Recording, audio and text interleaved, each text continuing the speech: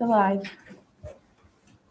Okay, good morning. It's 8 a.m. and we'll go ahead and start the December 15th, 2021 Chenango County IDA regular scheduled board meeting. Item number 1, we'll roll call ourselves in. Blanchard here. Raymond here. Zieno here. Given here. Khoury here. Burton here.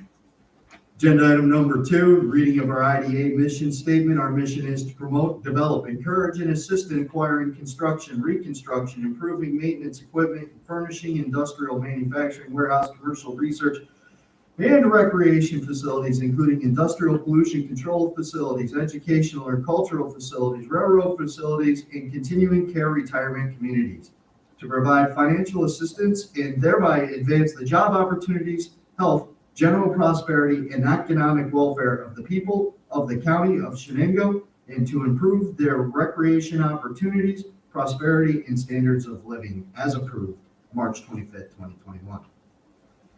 Need a motion to approve the minutes of November 17th, 2021 regular meeting minutes.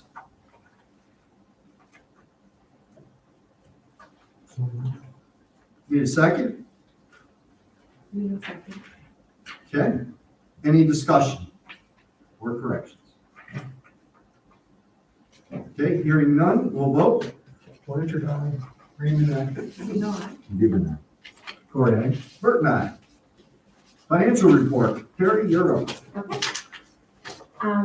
So we'll just do, I'm gonna do an overview, and then next month we'll have the year-end statement, and I'll do a little more in-depth review during next month's meeting. But where we are is at the end of November. We currently have just over $67,000 in our checking account, and our money market is $688,000. Our current assets total $792,996. You see our property and equipment is listed in that second section there, including calculation for accumulated depreciation. Our total property and equipment is $627,872, which brings our total assets to just over $1.4 million. Under our liabilities and fund balance, we'll go over the accounts payable page in just a moment. Prepaid rental income, that has moved up to $8,300. That includes the $7,300 security deposit that Protel paid for the building that they're leasing from us. And it also includes a $1,000 deposit on the offer that they submitted to purchase the building. That's why there's an increase there. We have a total fund balance of just over $1.3 million, and our total liability and fund balance is $1.4 million. We're slightly above where we were last year at the same time. Under our aged receivables, we have an amount due to us for reimbursement for a FedEx mailing that we did on behalf of Technofil. They had said that they would reimburse us for that, and we submitted that payment to them, and they just haven't sent it in yet. And we are still trying to collect the outstanding pilot fee for the Norwich Chenango Solar Program. I know we sent out a bill again, and we verified that we have the correct address, so I'm not sure what the delay is with that, but we will continue to pursue that amount. Have we made a phone call? Yeah. What did they say?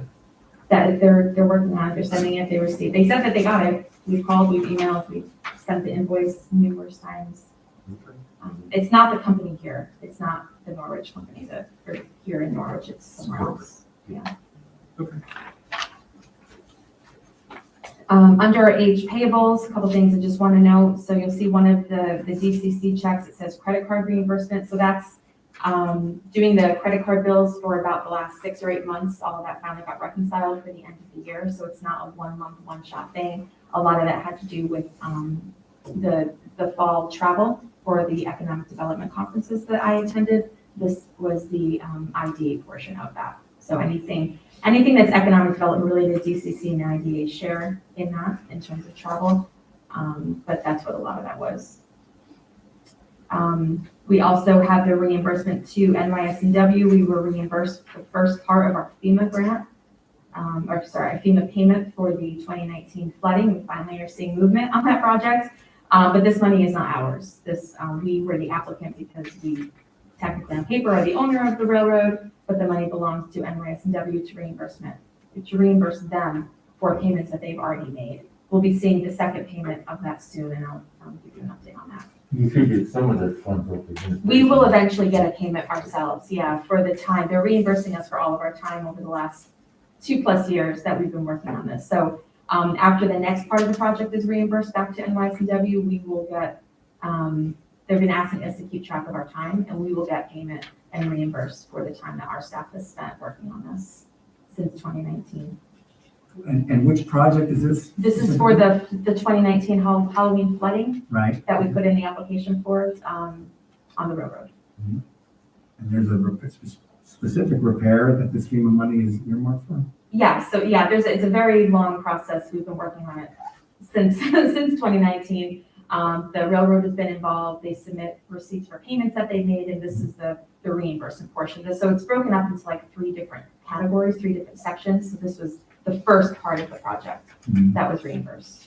It's not a full reimbursement. I think it's like 70%. So we don't have locations where this money's gonna be applied for repairs? The repairs have already been done. Okay, and where was that starting? Oxford. Various spots. Okay. But this is only about that flooding issue. This isn't about the broader issue with some of the reasons why the truck isn't running. But Well, right. Yeah. Okay, thanks. and then the NYSEG account payable is on there as well. And just again, we are getting reimbursed from Protel for all of the expenses related to the airport building. Quick question. Yeah. So we bill them out after we get billed, obviously. Yeah, we're paying them and then we get reimbursed. Yep. So where are those going in the statement of activities? Where's that repayment going? I see under expenditures, airport maintenance, repairs, but I don't see anything under revenues, right? Because if it goes out, it's got to come back in Right. somewhere. I don't know where Kathy is applying them, but I can find out. I know it does come back in and it makes the account whole. I don't know. I just don't know where she's showing it. Because there's no line item. I can ask. Thanks.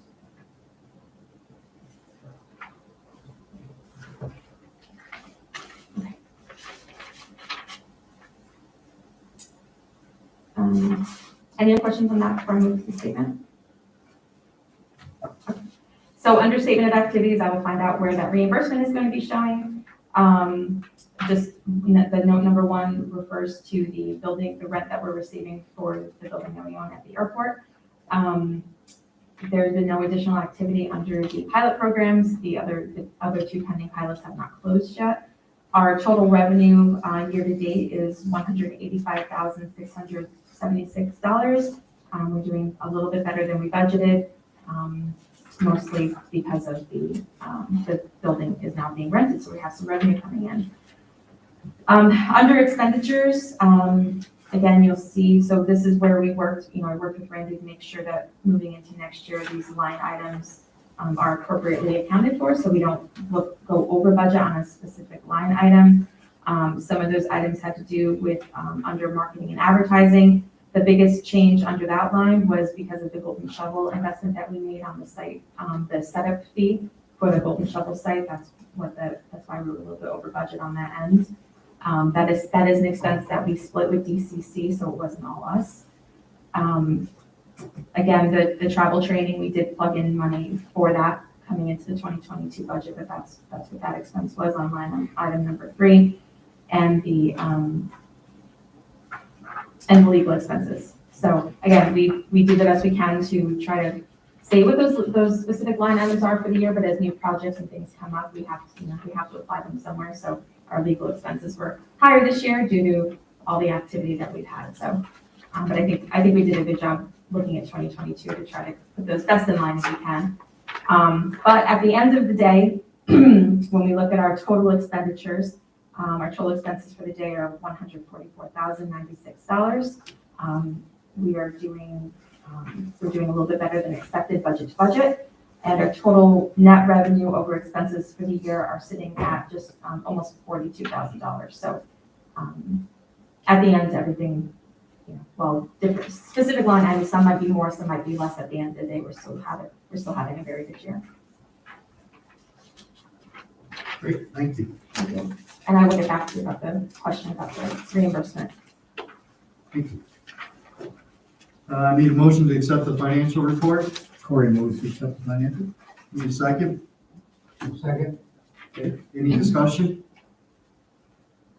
Hearing none, we'll vote. Blanchard, aye. Raymond, aye. Zieno, aye. Given. Khoury, aye. Burton, aye. Bills and invoices.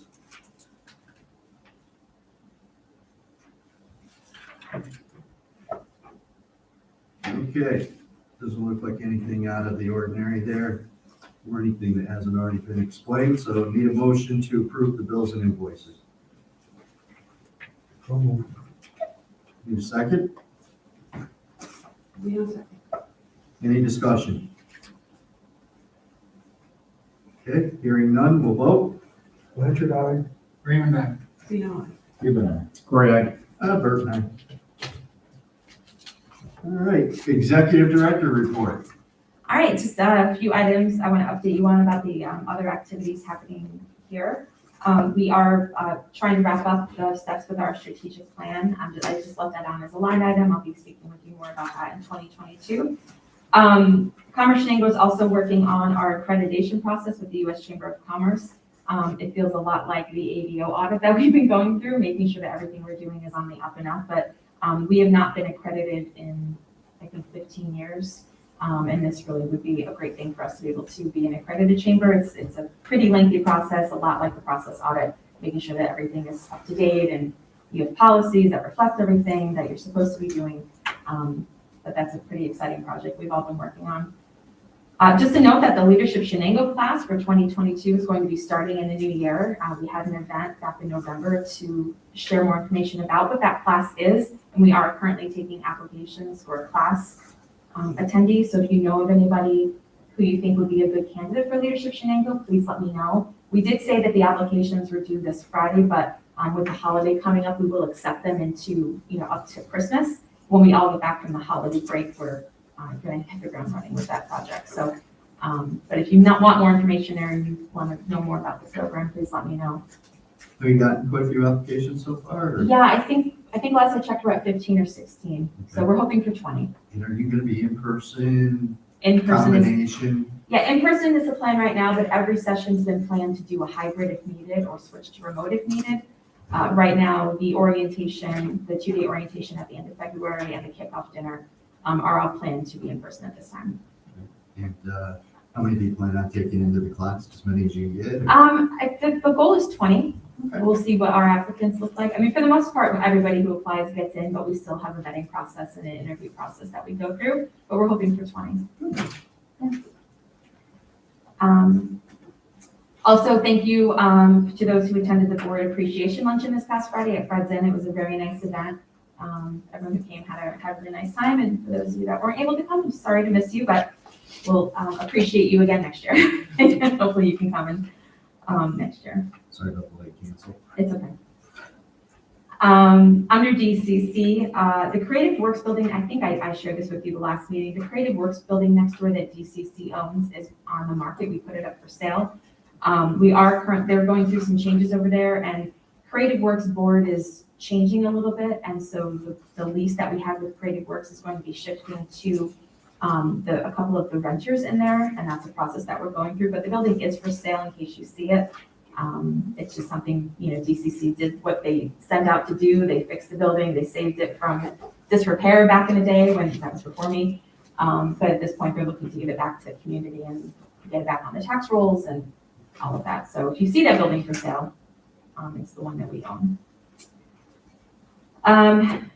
Things with the hotel project, now that we have the next item, things for the hotel project seem a little bit clearer, so more on that to come. But the big news was the announcement that we were successful in getting the $10 million grant for the city of Norwich, which is pretty exciting. I'm really proud of the work that we did to make that happen. And there's been a lot of questions about the DRI. I don't know if you have any now as the IDA about your role in anything, or if you just are interested in that. I don't, I'm happy to answer any questions, but it's pretty exciting news and definitely a lot of work ahead. something's come to light to me on the DRI monies in other townships where they have been unable to really decide on how to spend the money or get together on how to spend the money, you know. Half of a board wants to spend it one way, half of it wants to spend it another way. What's the process going to be to decide on how that money's spent, who gets it, who doesn't get it, so on and so forth? Yeah. Has that been decided even yet? It has, and I know what you're referring to. So challenges in the first few years have been addressed, and the way that they laid out the process in future rounds were because of issues that they ran into in the first couple of rounds. So I don't foresee that problem for us. We were really making sure that those who sat on the DRI steering committee were a good representation of the community downtown. You know, we did a survey, we spoke to business owners, we worked really closely with the city. So we were really collaborative with this effort. So the projects in the applications are the ones that are looking to move forward. There will be an opportunity for people to put in additional ideas, and there will be public meetings to get additional input.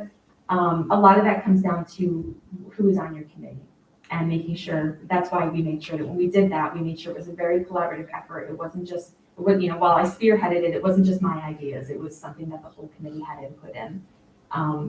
So I don't foresee that issue. I mean, of course, anytime you do something, somebody's not going to agree, but I don't think that we'll have that issue because of how purposeful we were when we put the committee together. We made sure we had a good representation. So, Thank you. yeah, you're welcome. Are there geographical limitations, or, I mean, I noticed that they were putting it in a kind of a mapped out area. How far off from Broad Street does this reach? So it's about a mile long. It goes out a couple of blocks on either side.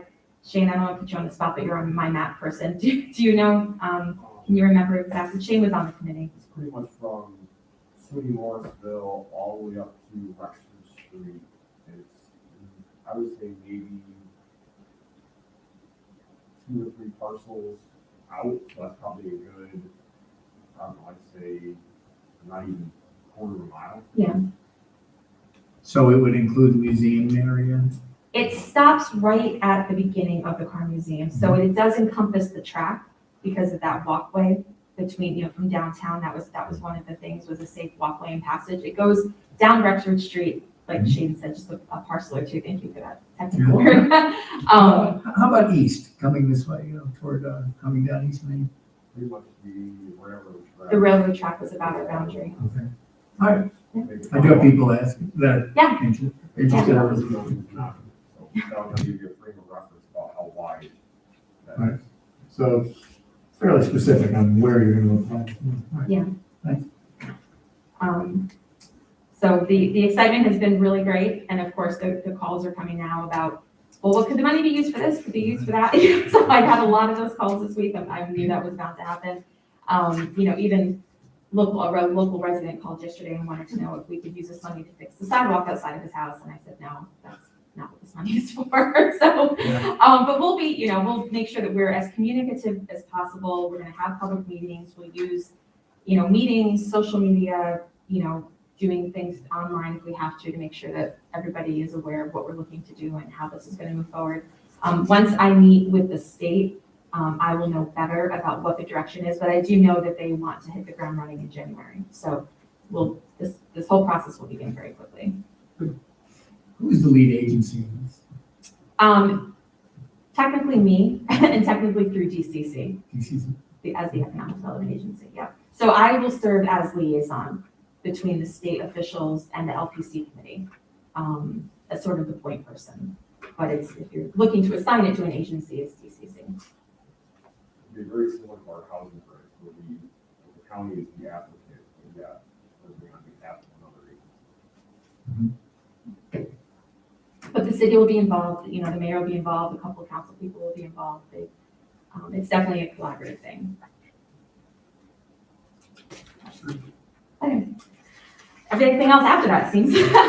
So just another note, a reminder that our loan and funding programs are still active and busy. Every time, Carrie Ann said yesterday, every time we give out another check and we have closing of the loan, we get bombarded with a lot of phone calls, and Carrie Ann's been doing a great job fielding that. We've had a lot of inquiries. for people looking to open a business, start a business, coming to us for help and support, which is amazing. And a lot of applications for loans and funding. So it's good to see that, that people are looking to start businesses and wanting to grow and wanting to do things here in Chenango County.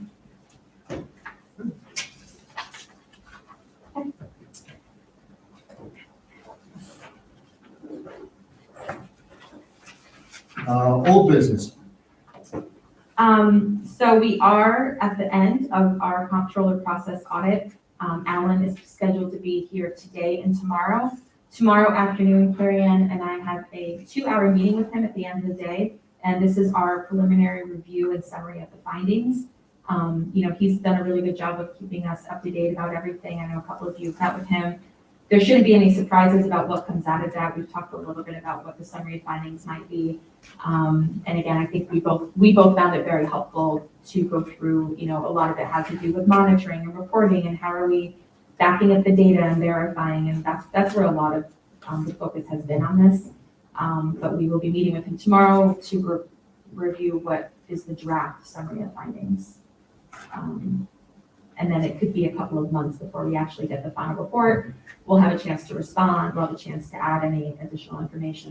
There's a lot more steps to happen, but we're looking forward to the meeting with him tomorrow. Do we just keep going then? Yeah. Okay. All right. So I don't have an update on either the Norbit Solar project or the Hybrid Wind project. Both, we've done everything we need to do as far as the IDA goes. It's really in the attorney's hands.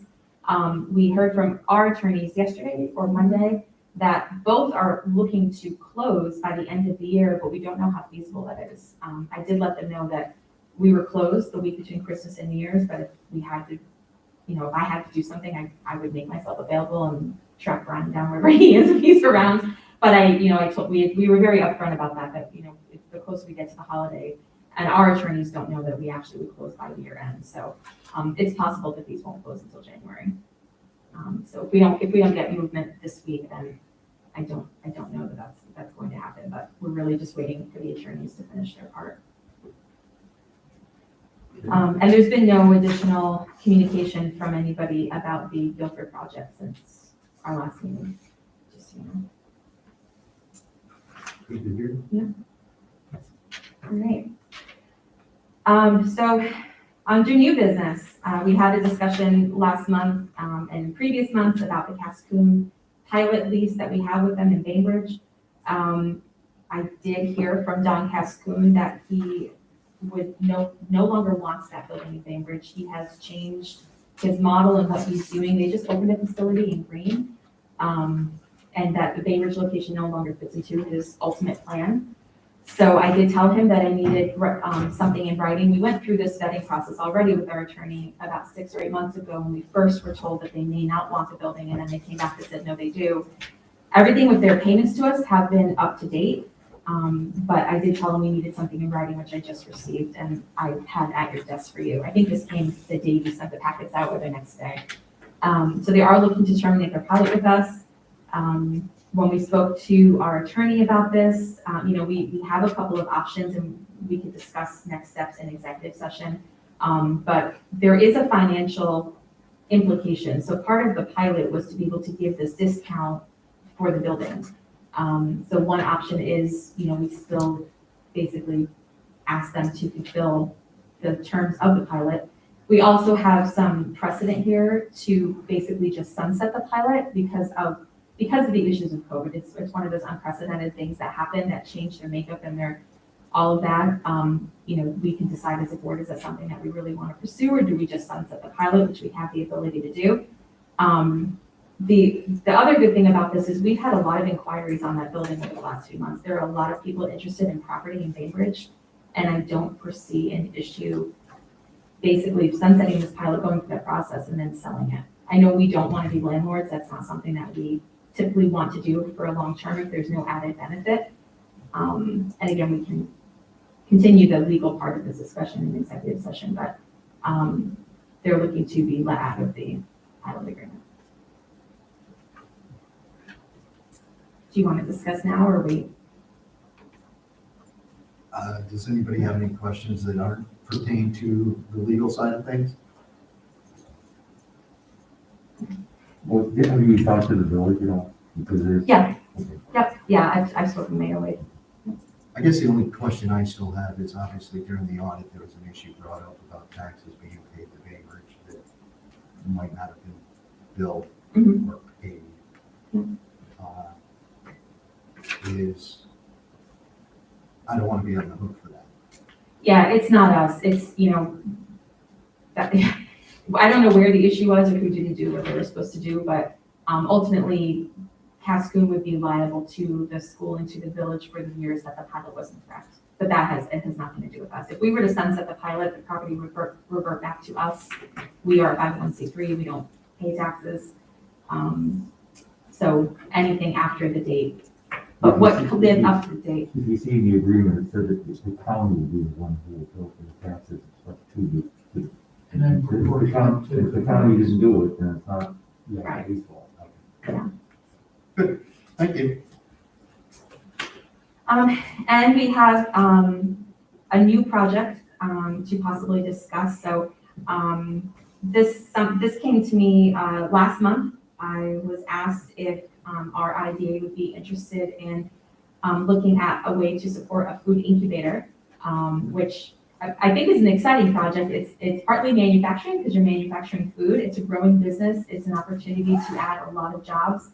I was hoping that Matthias Westner could be here today, but he was unable to. Everything Bagelry is a small bagel shop that started in Sydney that has exploded. He has so much demand, he can't keep up for it.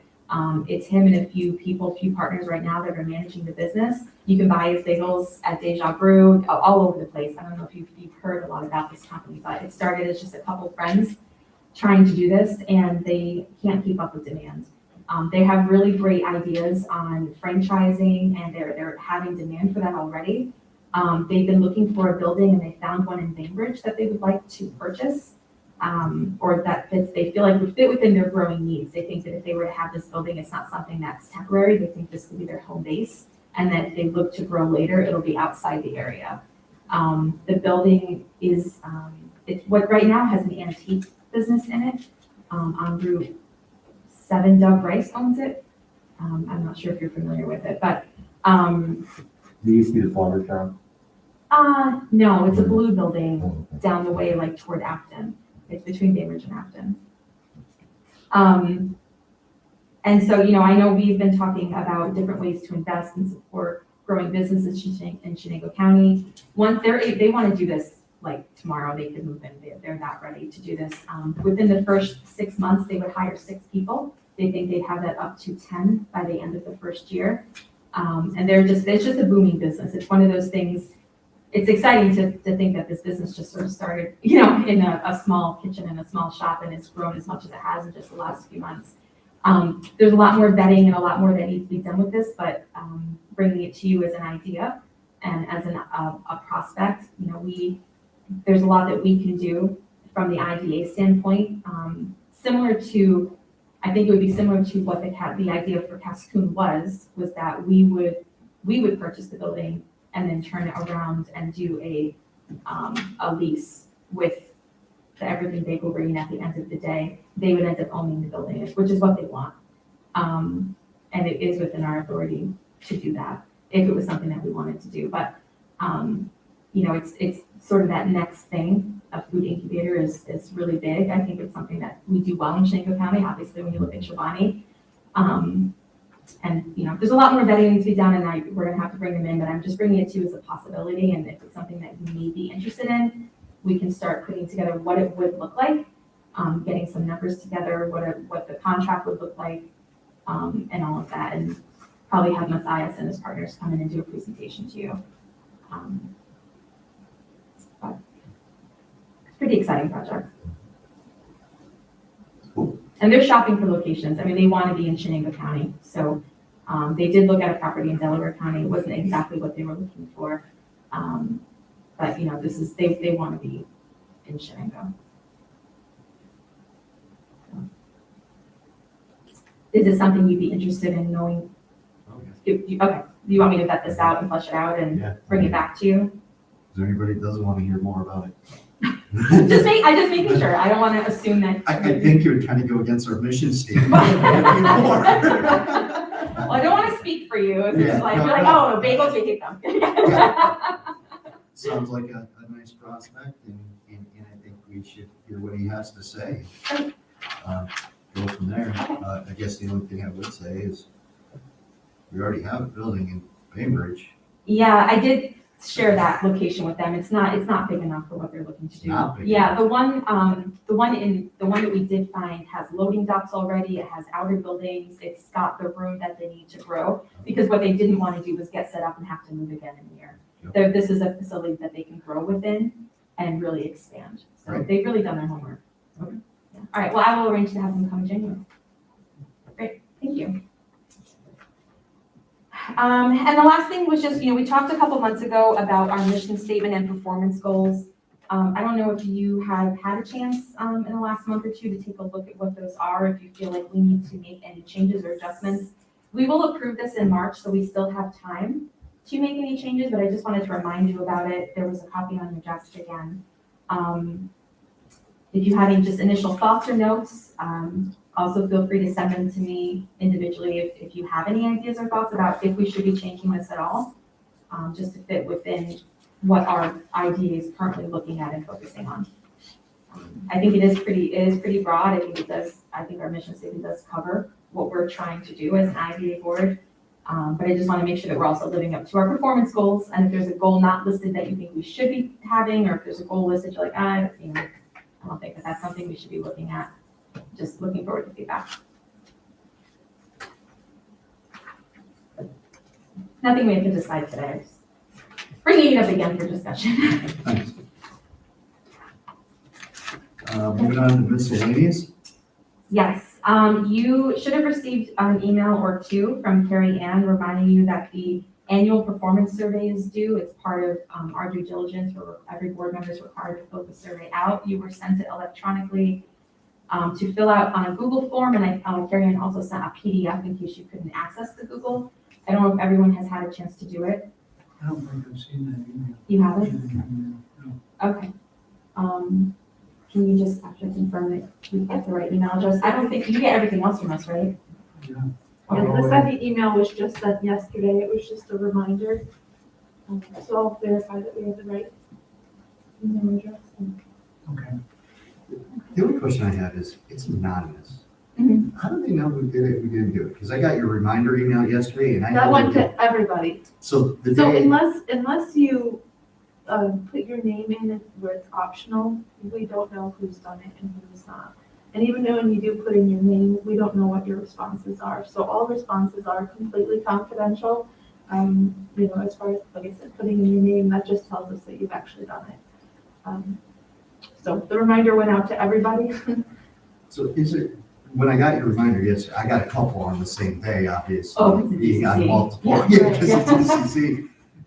And I think I did them both, but I couldn't remember if I did them both. Oh. Is there a way to check, for me to check if I did it or not? I don't think there is, right? That's a great question. I mean, all we know is that there's 7 board members, so if there's not 7 responses, we know someone didn't do it. So, I don't know. I do, Already. to be honest, I think,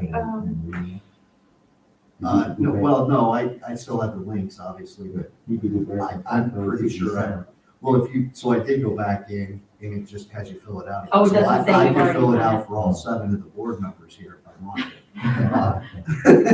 Brian, I believe that as of yesterday, 3 of the 7 of you had completed it, and all 3 of you had provided names that have Okay. completed it, and I think you were one of them. Okay, Do you recall putting in your name? I think I did I for think- here, Right.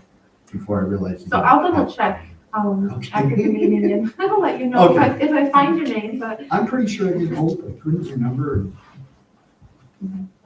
thank you. Yeah, Thank you. And then the next item, I need to move that to executive session because there's some legal things we need to discuss. so that ends the regular agenda, and I Here's will what we got one thing. I'd ask Brian about this. Now that Bailey has moved in the building with improvement, what is that? Does that have any implications for us at all, since we had a pilot before we were technical? No, because that pilot was sunsetted. I was asked about a possible pilot for the new project. I told them what the process would be and that they would have to apply and start over, and they did not. It wouldn't pass the but-for test for us at this point, because they are usually, to have a pilot, you need to, it's sort of like, you need this because we can't do the project otherwise. So they would have to really explain why they needed it, if it was for job creation or growth or expansion or something, but, yeah, they never followed through with the application. The Mayor AC did ask me about it. Who applied, Technophil or Bailey's? No one applied. Oh, who would have? Oh, Bailey, because Technophil, it's sunsetted that, originally Mayor AC had asked me if we could just transfer the pilot to the new person, and I said, no, that's not how it works, we'd have to start all over, that was sunsetted. They'd have to come to us, and here's the things to look at, here's the application, and they never applied. They got a pilot years ago in the town of Smyrna, and once it expired, it never was renewed. Oh, Bailey's good. Good. All right, so, yeah, that answers our question, right? You're good. So I need a motion to move into executive session, to discuss terms of a sale and a legal issue with a vendor. So, Okay, need a second? Second. Any discussion? A vote? Blanchard, aye. Raymond, aye. Given. Khoury Nay. Burton, aye. We may take action. I don't know, you could say no. We may take action upon going back into public session. Thanks, Shay.